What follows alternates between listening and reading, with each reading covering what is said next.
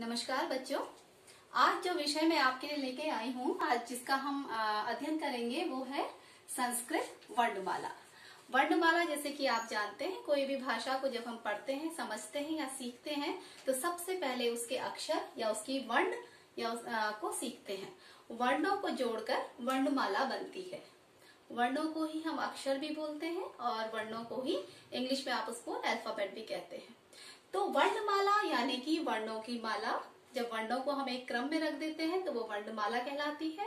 और भाषा में वर्णमाला को सीखना अति आवश्यक है, क्योंकि यही वो पहली प्रथम सीढ़ी है, प्रथम इकाई है जिससे आपका भाषा रूपी भवन तैयार होता है। फॉर एग्जाम्पल, अगर मैं उदाहरण दूं आपको कि जैसे छोटी छोटी ईंटों से मिलकर के विशाल भवन बन जाता है, उसी प्रकार वर्णों को जोड़ जोड़कर हम भाषा रूपी भवन तैयार कर सकते हैं, क्योंकि वर्णों को जोड़कर शब्द बनते हैं और शब्दों को जोड़ करके वाक्य बनते हैं और वाक्यों के द्वारा आपकी पूरी भाषा बन जाती है। तो आइए चलते हैं, सबसे पहले देखते हैं कि संस्कृत वर्णमाला में कौन कौन से स्वर, कौन कौन से व्यंजन आते हैं। आपने देखा होगा, हिंदी में भी पढ़ा होगा कि वर्णमाला को हम दो भागों में बांट देते हैं, पहला स्वर, दूसरा व्यंजन। तो यहाँ पर हमने लिखा है संस्कृत वर्णमाला में 13 स्वर और 33 व्यंजन है। 13 स्वर अर्थात 13 और ये 33। तो 13 स्वर हैं और 33 व्यंजन हैं। स्वर वे स्वतंत्र इकाई हैं, वे स्वतंत्र ध्वनियां हैं जो आपके मुंह से निकलती हैं और जिनको बोलने में, जिनके उच्चारण करने में हमें किसी और वर्ण की आवश्यकता नहीं होती, उनको हम स्वर कहते हैं। और व्यंजन को बोलने में हमेशा हमें स्वरों की आवश्यकता होती है। हमेशा हम स्वरों का जो स्वर वर्ण है उनकी हम क्या कहते हैं, उनकी हेल्प लेते हैं, उनका सहयोग लेते हैं, तब जाके हम व्यंजन बोल पाते हैं। तो स्वरों में संस्कृत वर्णमाला में स्वर को 3 भागों में बांटा गया है। जो स्वर हैं, टोटल 13 स्वर हैं, उनको 3 प्रकार से हमने बांट दिया है। पहला है ह्रस्व स्वर, दूसरा है दीर्घ स्वर, तीसरा है संयुक्त स्वर। अब ये ह्रस्व स्वर क्या है? ह्रस्व स्वर यानी कि जब आपको कोई स्वर बोलने में बहुत कम समय लगता है या फिर आप कह लो एक मात्रा का समय लगता है।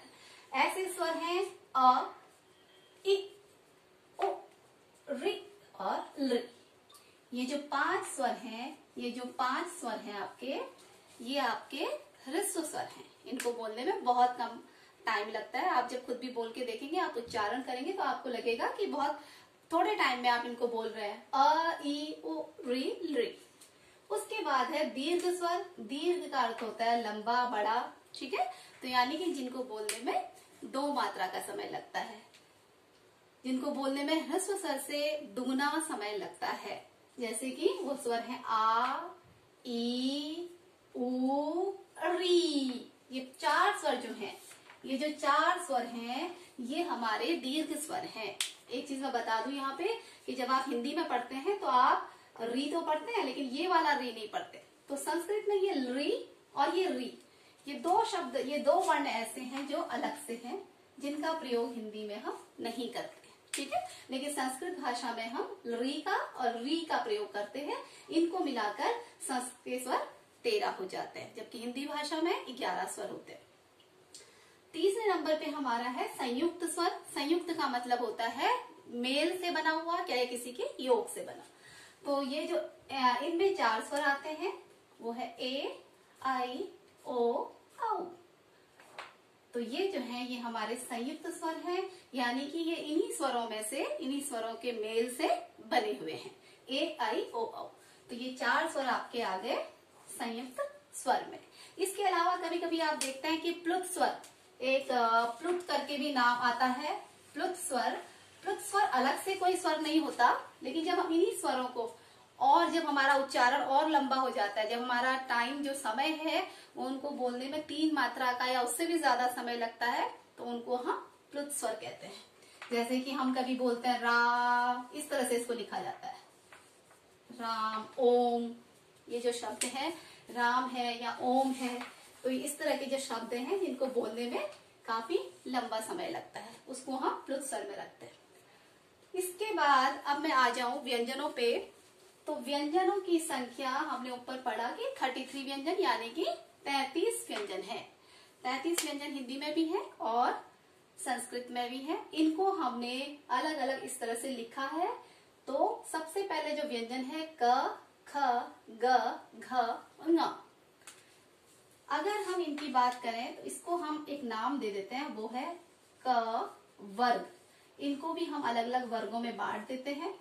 क वर्ग, क वर्ग मीन्स इसका पहला जो वर्ण है वो क से शुरू होता है, तो हमने इसको नाम दे दिया क वर्ग। और इसमें लगभग इसी से मिलते जुलते क, ख, ग, घ, ङ, ये 5 वर्ण आते हैं। उसके बाद दूसरा देखेंगे, इसका हमने नाम रखा है च वर्ग। इसका नाम हमने रखा है च वर्ग। और इसमें च, छ, ज, झ,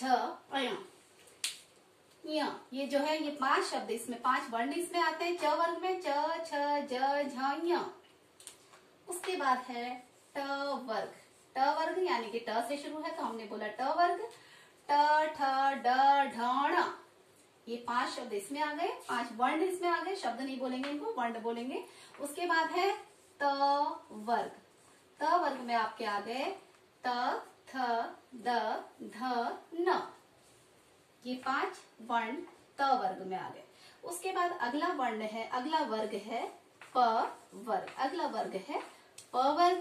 इसमें प, फ, ब, भ, म, ये 5 वर्ण प वर्ग में आ गए। तो इस प्रकार क वर्ग, च वर्ग, ट वर्ग, त वर्ग, प वर्ग, इतने वर्ग इसमें बने। ठीक है। और इन सबको हमने इकट्ठा करके इन सबको हमने एक नाम दे दिया। यहां से लेके यहां तक हमने एक नाम दे दिया और वो बोला स्पर्श व्यंजन। इनको हमने नाम दिया स्पर्श व्यंजन। जब ये शब्द बोले जाते हैं, उच्चारित किए जाते हैं मुंह से, तो कहीं ना कहीं से जो हमारी ध्वनि है, जो आवाज है, जो हमारी जीभ है, वो हमारे मुंह के जो अवयव हैं, चाहे वो दांत है, चाहे वो गला है, कंठ है, चाहे वो आपके तालू है, चाहे जीभ है, कहीं ना कहीं वो टकरा के वो आवाज आती है, वो उनको छूते हुए आते हैं। तो इसलिए इनको बोला जाता है स्पर्श व्यंजन।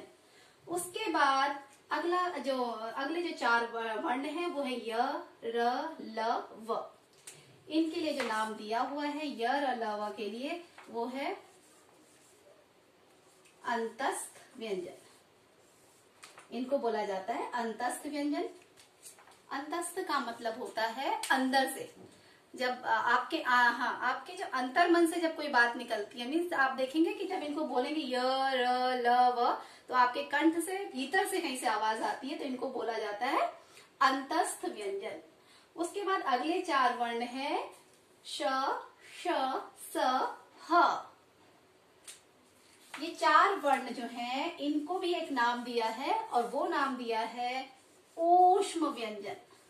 ऊष्म व्यंजन, ऊष्म का मतलब होता है गर्म। ऊष्म का मतलब होता है गर्म।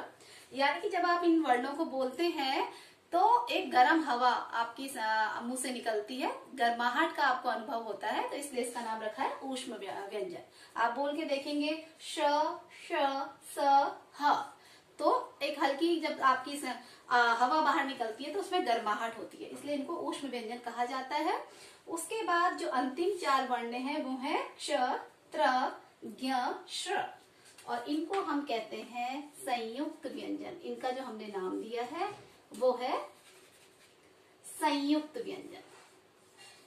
संयुक्त का मीनिंग मैंने ऊपर भी बताया था आपको, क्योंकि यहाँ पर भी संयुक्त आया था।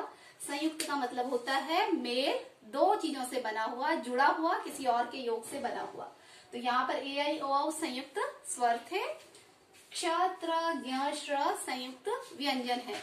यानी कि इसका मतलब ये हो गया कि ये जो व्यंजन है वो किसी न किसी व्यंजन के मेल से बने हुए हैं। ठीक है। अब क्ष भी 2 व्यंजनों के मेल से बना है, त्र भी 2 व्यंजनों के मेल से बना है, ज्ञ भी 2 व्यंजनों के मेल से बना है, और श्र भी 2 व्यंजनों के मेल से बना है। मैं एक बार बता देती हूँ कि ऐसे कौन कौन से ये किन किन के मेल से बने होते हैं। मैं यहीं पे इसमें दिखा देती हूँ। जैसे कि आप देखेंगे जो क्ष वर्ण है, जो श वर्ण है, वो ये वाला, अब वो क प्लस श, षटकोण वाला श, इससे मिलके बना हुआ है। जो त्र है वो त प्लस र, ये तो आवाज से क्लियर है, त्र।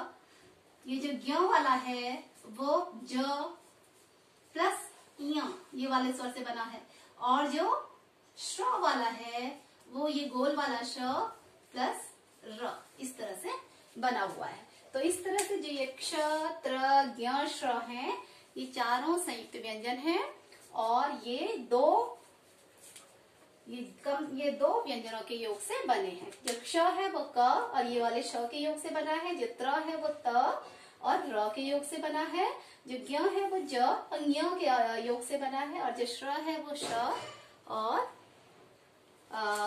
र के योग से बना हुआ है। ठीक है, इसमें आप देख रहे होंगे कि हलंत लगा है हर जगह। आपने देखा होगा कि क में भी हलंत है, इधर भी मैं हलंत लगा रही हूँ। तो हलंत का मीनिंग ये है कि जो हमारे व्यंजन होते हैं उनको बोलने के लिए स्वरों की जरूरत पड़ती है। जैसे कि अ सब में ही अगर आप क का उच्चारण कर रहे हैं तो क की आवाज के साथ साथ अ भी उसमें आता है। तो इसलिए इसका मतलब है कि आधा, इसका मतलब है स्वर विहीन क। इसमें अभी स्वर नहीं है, जब इसमें अ जुड़ जाता है तो फिर ये हलंत हटा देते हैं। तो ये हलंत का मतलब है कि इनमें अभी स्वर नहीं जुड़ा हुआ है, इसमें अ की मात्रा नहीं जुड़ी है या अ इसमें सम्मिलित नहीं है, इसलिए हमने इसमें हलंत लगाया है। तो इस प्रकार ये हमारे स्वर और व्यंजन हैं। इसमें मैं एक बात और बताना चाहूंगी कि हमारे जो व्यंजनों की संख्या है 33 यानी कि 33, वो क से लेके ह तक इसमें आए हैं। क से ह तक 33 है नंबर में, लेकिन जो क्ष त्र ज्ञ श्र ये 4 संयुक्ताक्षर हैं वो इस नंबर में नहीं जुड़े हैं। वो हमारे वर्णमाला का भाग तो है, लेकिन हम उनको नंबर ऑफ व्यंजन जब हम टोटल काउंट करते हैं तो उसमें उसको हम सम्मिलित नहीं करते, लेकिन वो हमारी वर्णमाला में संयुक्त व्यंजन के नाम से जाने जाते हैं।